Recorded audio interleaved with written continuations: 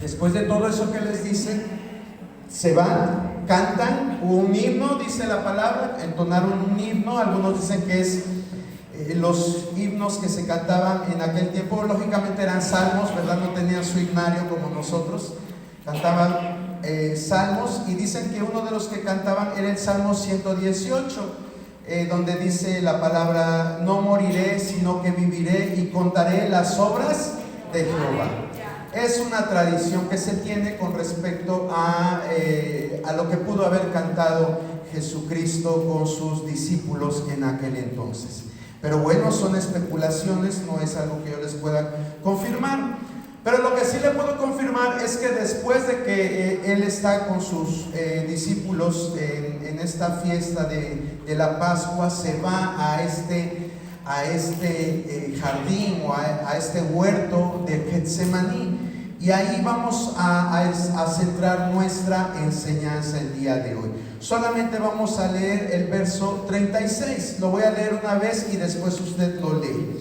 Dice así la palabra del Señor: entonces llegó Jesús con ellos a un lugar que se llama Getsemaní, y dijo a sus discípulos: sentaos aquí, entre tanto que voy allí y oro. Ahora ustedes, hermanos, por favor.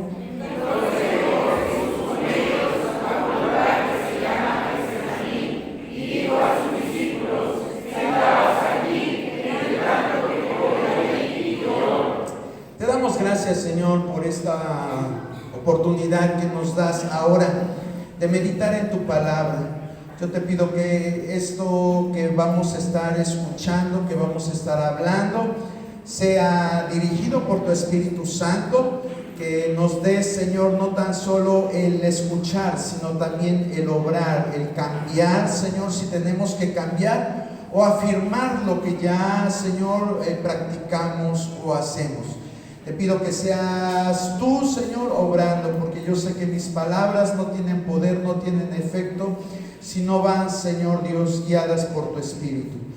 Que tu palabra discierna todo nuestro pensamiento, y que llevemos en esta hora cautivo todo pensamiento a la obediencia de tu Hijo amado Jesucristo. Te lo pedimos en el nombre de Él mismo. A ti sea la gloria. Amén. Puede sentarse, hermano. Bueno, vamos a estar meditando en este tiempo. Getsemaní. Bueno, ya les mencioné este nombre.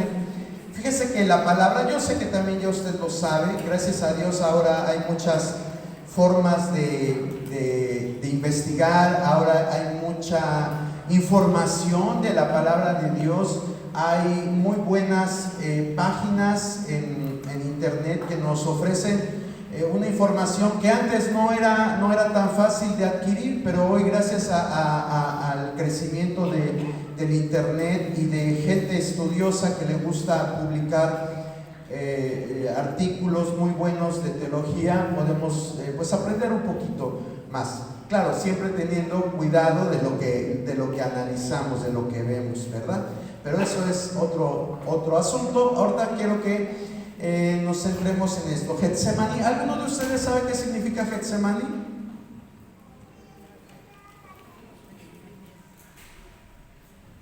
¿Nadie sabe? ¿Perdón? Prensa de aceite, exactamente. Es lo que significa Getsemaní. Era un lugar donde se piensa que había objetos que precisamente hacían esta función de sacar el aceite del fruto del olivo.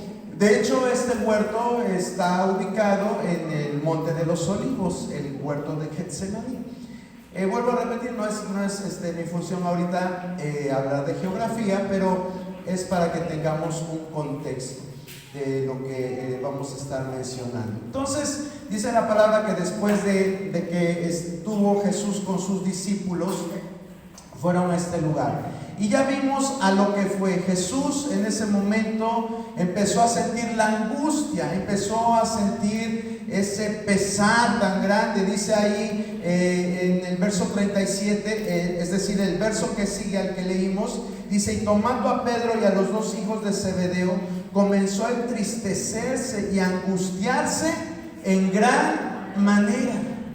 No, no cualquier tristeza, ¿verdad? Como a veces nos pasa en nuestra vida diaria, sino que era en realidad un pesar, una tristeza, una angustia muy grande.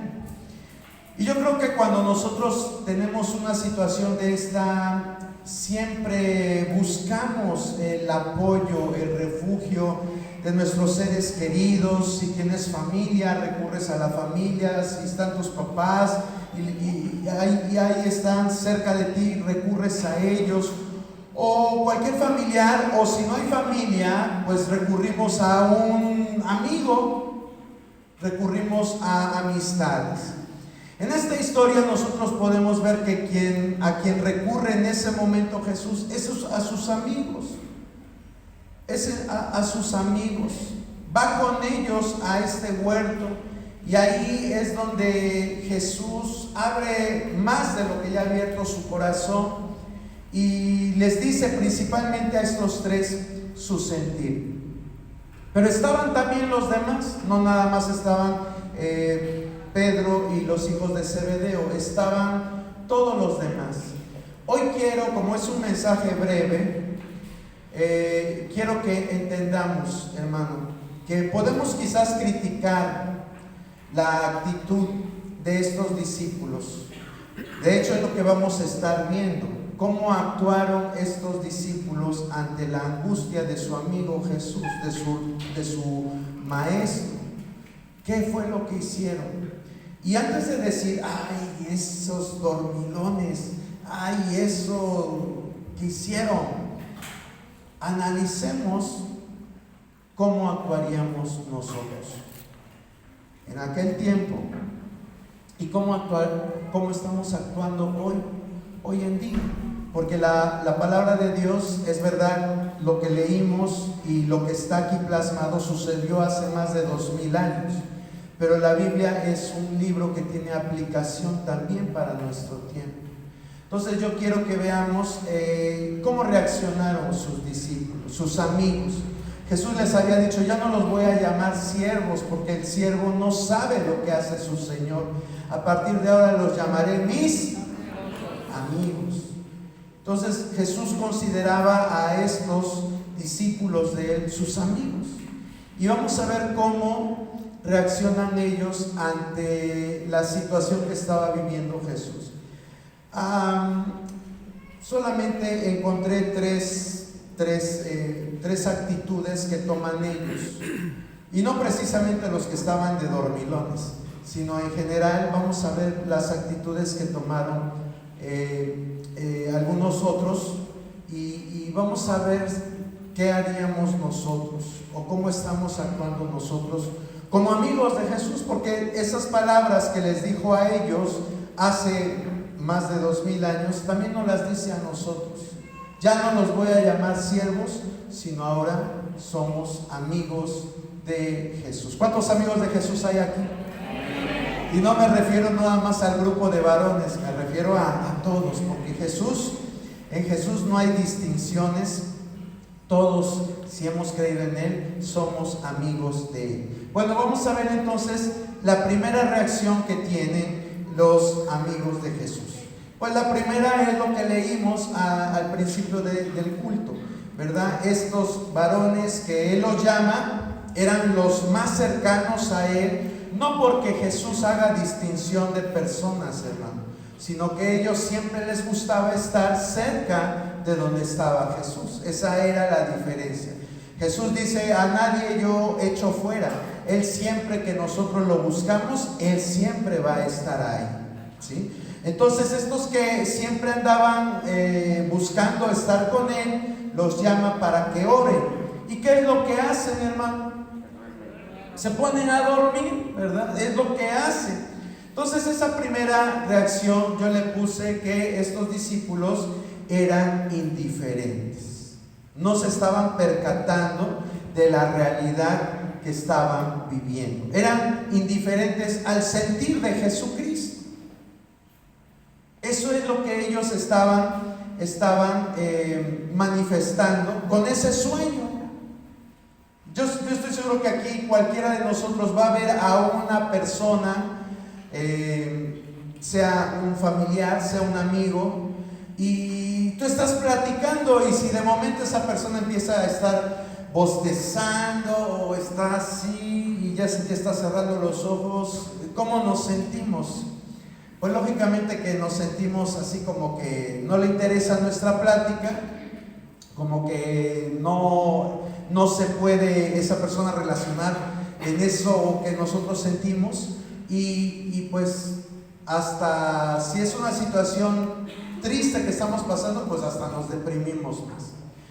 La Biblia no dice que Jesús se haya deprimido más porque o que se haya entristecido, perdón, o que se haya angustiado más, porque Él conocía el corazón de Pedro, de Juan y de Jacobo. Él los conocía, pero Él quería que ellos estuvieran atentos.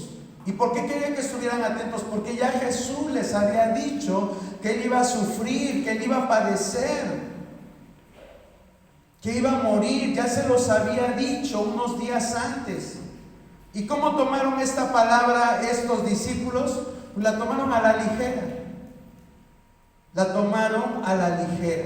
De hecho, si nosotros leemos en el verso 34, es decir, 2 versos antes de lo que leímos al principio, dice: Jesús le dijo, de cierto te digo que esta noche antes de que el gallo cante, me vas a negar 3 veces.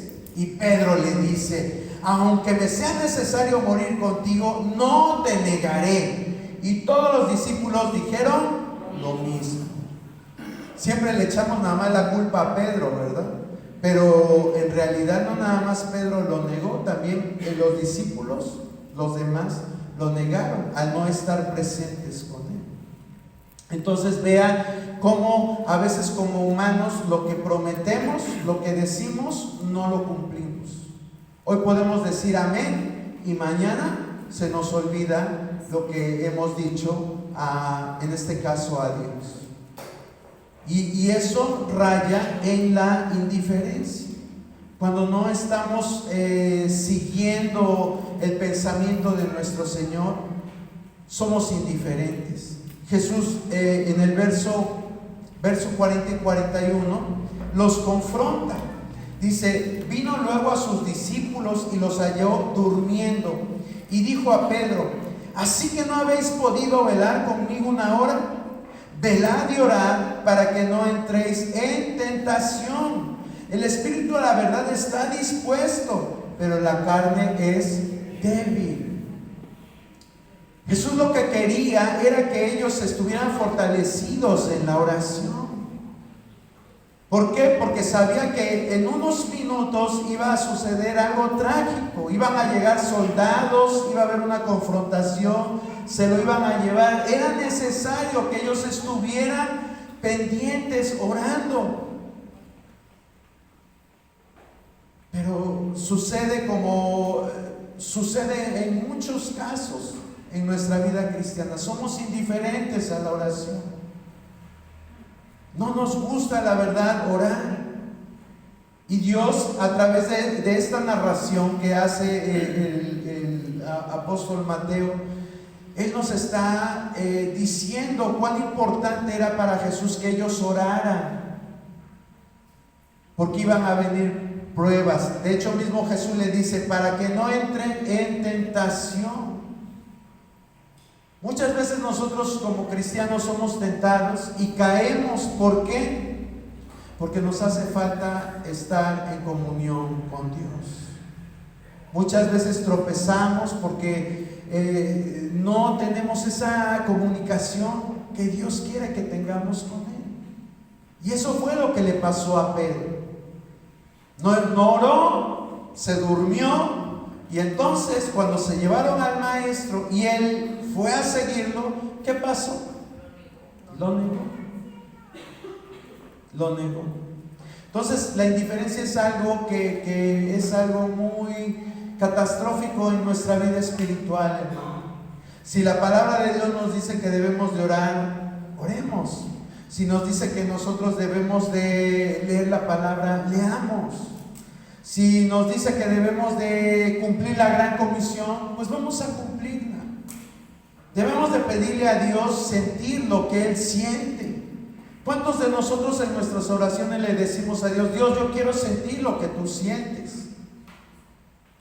nos podemos sentir o estar sintonizados con el sentir de Dios. Eso es lo que Dios busca, que nosotros no seamos indiferentes a lo que Él sentía. Jesús veía las multitudes y dice que tenía compasión de ellas porque las veía como ovejas sin pastor. Y eso le dolía a Jesús, le podía. Él veía que iba una mujer en una procesión a enterrar a su hijo y eso le dolía, y le dolía el dolor de la gente, eso le podía y le pegaba, a tal grado que dejaba su agenda, iba con esta mujer y le decía: no llores, mujer. Ese es el corazón que Dios quiere que nosotros tengamos. Pero aquí vemos algo completamente diferente. Jesús estaba, dice que angustiado, entristecido, y aquellos durmieron. Busquemos, hermano, busquemos tener el mismo sentir que Jesús. Jesús lloró. ¿Recuerda las ocasiones que Jesús lloró? A ver, cuando Lázaro, ¿por qué otra cosa? Cuando vio a Jerusalén, ¿no? Cuando vio a Jerusalén, y luego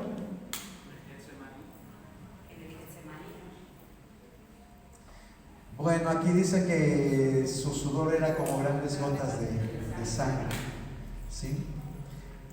Se las voy a dejar de tarea para que se pongan a investigar. Pero vemos que Jesús en su 100% humano sentía, tenía esa sensibilidad, y claro, también como divino tenía esa sensibilidad. Y nosotros sentimos eso, nos duele la situación. Él veía que su pueblo estaba perdido. Por eso es que cuando él estaba a lo lejos viendo desde el monte a Jerusalén, dice: Jerusalén, Jerusalén, que matas y apedreas a los que te son enviados. ¿Cuántas veces quise, como la gallina cubre a sus pollitos, cuidarte, cubrirte? Pero tú no quisiste. Y se puso a llorar, hermano. Lo dice la palabra. ¿Cuántos nosotros nos podemos ir ahí a la cuesta, al mirador, y ver Mendoza y llorar por Mendoza? O si eres de Nogales, irte ahí a un cerrito y ver, o a lo mejor eres de Orizaba y te subes al Borrego y desde ahí. Creo que no tenemos esa misma sensibilidad que Jesús. Y Jesús quiere discípulos que no sean indiferentes, porque cuando somos indiferentes perdemos bendiciones, hermano. Perdemos bendiciones. ¿Usted recuerda la parábola de las 10 vírgenes? Ahí también nos habla de unas que eran dormilonas, ¿verdad? Y ya usted sabe qué pasó con ellas. Se perdieron de la boda. Entonces Dios no quiere que nosotros seamos indiferentes.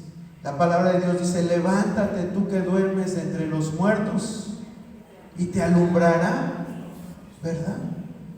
Entonces no seamos indiferentes como estos discípulos. A lo mejor yo les pregunto, ¿quién se dormiría estando con Jesús? Y todos diríamos: no, nadie, queremos ver al Maestro, queremos su presencia. Pero si no estamos sintonizados con el sentir de Jesús, somos como esos discípulos que se durmieron. Y Jesús, mientras estaba preocupado por la salvación, Él le dijo a sus discípulos: vayan y prediquen el Evangelio a toda criatura. Y muchos de nosotros no cumplimos con ese propósito. Entonces no seamos indiferentes, no seamos como Pedro, Jacobo y Juan, indiferentes al sentir de nuestro Señor Jesucristo. Vamos a ver otra reacción de otro discípulo. Mateo 26, 46, ¿qué dice?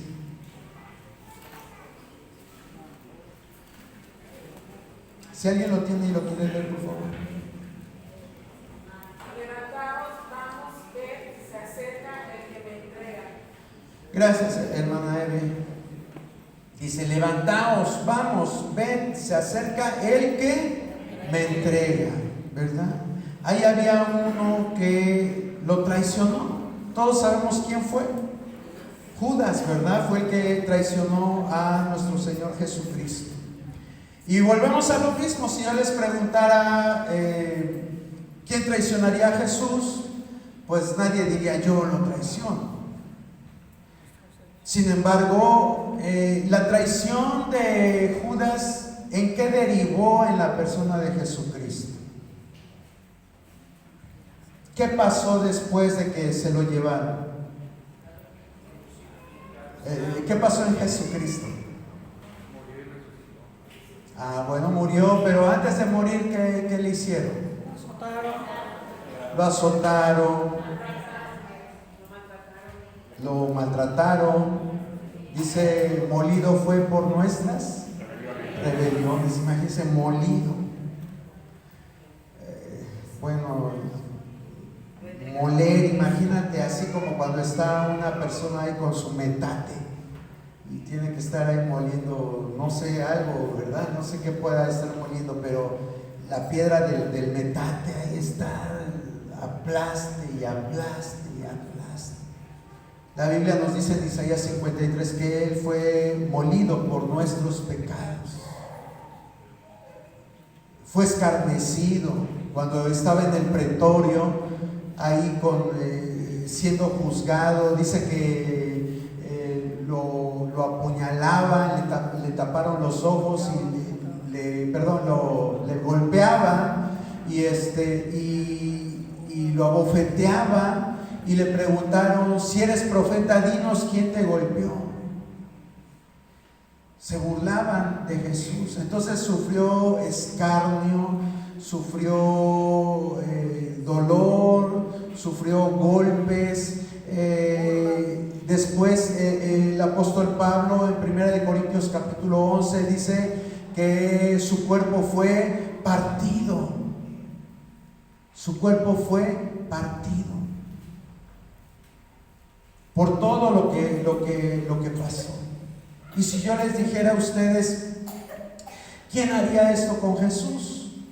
Pues nadie diría yo, ¿verdad? Pero a veces hay personas que le maltratan igual. Y al menos Judas se apartó y tuvo un remordimiento y se suicidó. Pero a veces en la historia de la iglesia ha habido personas que son como Judas y lejos de apartarse, lejos de hacerse a un lado, no, al contrario, siguen lastimando al cuerpo de Cristo. ¿Sabe quién es el cuerpo de Cristo, hermano? La iglesia. Ese es el cuerpo de Cristo. Pablo dice en 1 Corintios 11, como les decía, dice que así como el pan es partido, así fue partido su cuerpo. Y hay gente que le gusta partir el cuerpo del Señor. ¿Sabe de qué forma? Haciendo divisiones.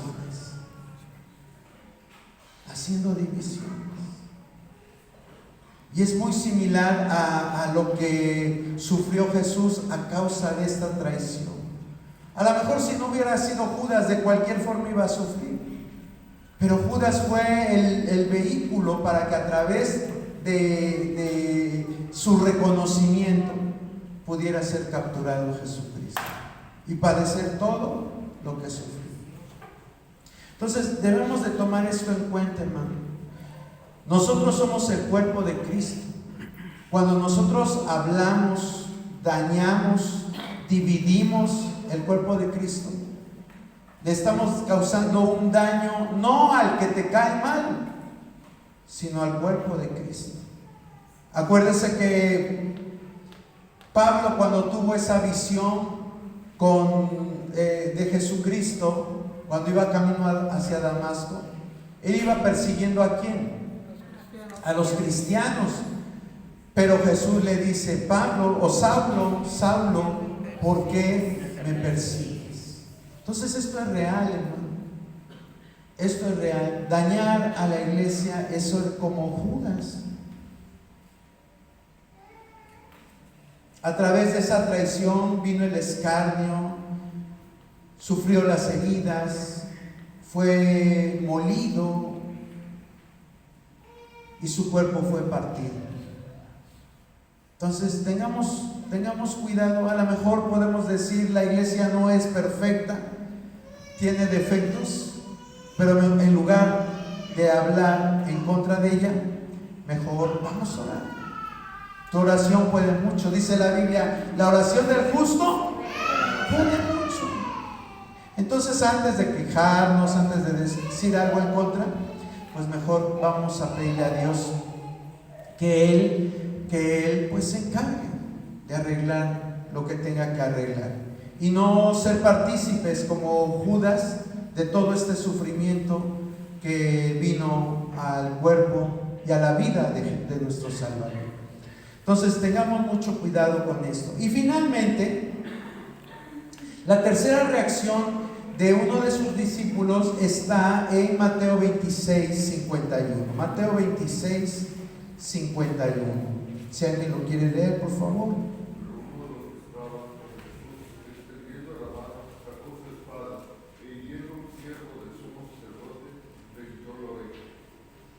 Gracias, hermano David. Aquí nosotros podemos ver una tercera reacción. ¿Quién era este personaje? Dice, uno de los que estaban con Jesús. ¿Quién era? Pedro, ¿verdad? Pedro actuó tratando de defenderlo. Pero cuando no estamos en sintonía, fíjese el resultado de que estaba dormido. No ora y no está visualizando las cosas como Jesús quiere que las visualice. Y entonces, ¿qué hace?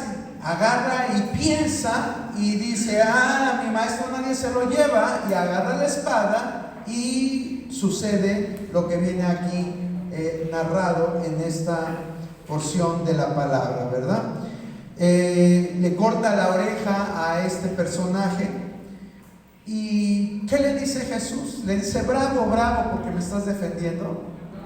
No, para nada, no estaba en sintonía, como les vuelvo a repetir, no estaba en sintonía con lo que Jesús estaba queriendo que ellos vieran. Vean lo que dice el verso 52, dice, entonces Jesús le dijo, vuelve tu espada a su lugar, porque todos los que tomen espada, a espada perecerán.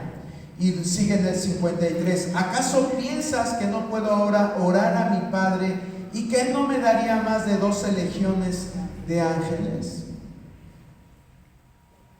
O sea, Pedro estaba completamente ensimismado con sus pensamientos, tratando de actuar de acuerdo a su razonamiento, quizás de acuerdo a su experiencia. ¿Y sabe cómo se le llama a eso en la Biblia? Cuando tú haces las cosas de acuerdo quizás a tu experiencia o a tu conocimiento. Nadie sabe. Es bien común ese pasaje. Se le llama ser sabio en tu propia opinión. Ser sabio en tu propia opinión. Entonces Pedro estaba siendo sabio. Él dijo, no, yo aquí me enfrento y voy a matar a este. Quizás eso pensó, no lo dice la Biblia, pero actuó. Y aparentemente era algo bueno, pero no fue nada bueno, porque no era conforme al propósito de Dios. Entonces la tercera actitud que nosotros podemos ver en estos discípulos, aparte de la indiferencia, aparte de la traición, era esa falta de sometimiento a la voluntad de Dios. Falta de sometimiento a la voluntad de Dios. Y es que en verdad, como humanos, hermanos, nos cuesta mucho trabajo someternos a la voluntad de Dios. Sin embargo, nosotros podemos ver aquí que cuando en nuestra vida no hay sujeción a la voluntad de Dios, no hay sujeción a lo que Él nos manda en la Biblia, nos puede ir mal. Nos puede ir mal. ¿Cuántos mandamientos el Señor es claro en su palabra que nos dice no hagas esto? ¿Y qué hacemos? Pues lo hacemos. Y aparentemente nos va bien, pero al paso del tiempo nos damos cuenta que a lo mejor nos está yendo bien, pero si hubiéramos hecho las cosas de manera diferente, conforme a la voluntad de Dios, nos iría mejor. O de plano darnos cuenta que lo que hicimos fue un error. Dios quiere que nos sometamos a su voluntad. En Pedro faltó esto. Le faltó oración, le faltó entendimiento, le faltó comprensión del propósito de Jesucristo, y por eso actuó como Él quiso. Dios nos llama a ser prudentes. ¿Sabe lo que es la prudencia? También Proverbios dice: no te apoyes en tu propia prudencia, ¿verdad? Entonces debemos de ser prudentes, debemos ser sensatos, debemos de actuar con la sabiduría que da Dios, porque sabes que Dios da sabiduría. Dice Santiago: el que esté falto de sabiduría, pídasela a Dios. Pero no actuar por impulso. ¿Cuántos somos impulsivos aquí? Ahora resulta que nadie. Bueno, gloria a Dios, porque es una iglesia preciosa. No, en verdad es preciosa. No porque yo lo diga, sino porque son hijos de Dios. Pero la verdad, algunos somos impulsivos y no hemos obedecido. Y somos como Pedro. Y Pedro no es el único. Pedro no es el único que actuó por impulso. ¿Se acuerdan de la mujer de Abraham que hizo? También actuó por impulso. Dijo: ya no me baja la regla, ya Dios ya no cumplió su promesa. Y entonces, ¿qué hizo? Le llevó a la sierva a Abraham, ¿verdad? Y vean cómo hasta la fecha todos los problemas que han surgido a nivel mundial de esa decisión. Tus decisiones, aunque tú creas que son algo trivial, algo insignificante, algo que nada más es algo pasajero, nuestras decisiones y nuestras acciones muchas veces tienen repercusiones para toda nuestra vida.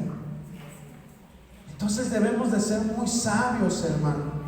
No ser como estos discípulos, ¿verdad? Unos fueron indiferentes, otro traicionó y otros fueron faltos de sabiduría, imprudentes.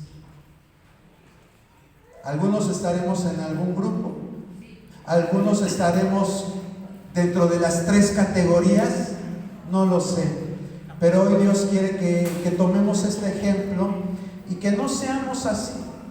Al final de cuentas, Dios siguió tratando con ellos y después fueron unos poderosos siervos de Dios. Pero para no errar, para no fallarle a Jesús.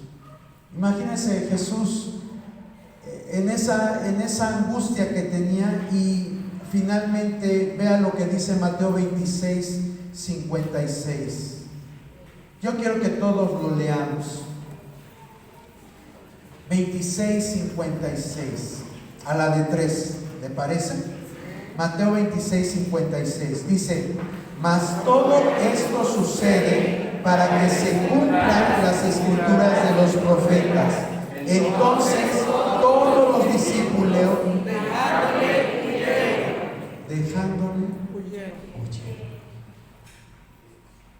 Yo creo que ninguno de nosotros quisiera dejarlo, ¿verdad? Y huir. Yo creo que hoy es tiempo de decirle: Señor, ya no quiero ser indiferente. La palabra traición se oye muy fea, pero quizás he lastimado tu cuerpo. He traído problemas en la congregación. No he actuado como debo de actuar, como miembro también de la congregación. O decir: no he sido prudente, he tomado malas decisiones, Y esas malas decisiones me han llevado a circunstancias adversas, incluso al fracaso. Yo creo que es tiempo de sincerarnos y decirle a Dios: ya no quiero ser como estos discípulos. Y al final de cuentas no te quiero abandonar. Yo quiero que tú tomes mi mano y quiero estar contigo siempre, Señor. Ayúdame, porque en mis fuerzas yo no puedo. Pero si tú me diriges, entonces vamos a poder los dos juntos. Vamos a orar en esta hora, hermano. Vamos a darle gracias.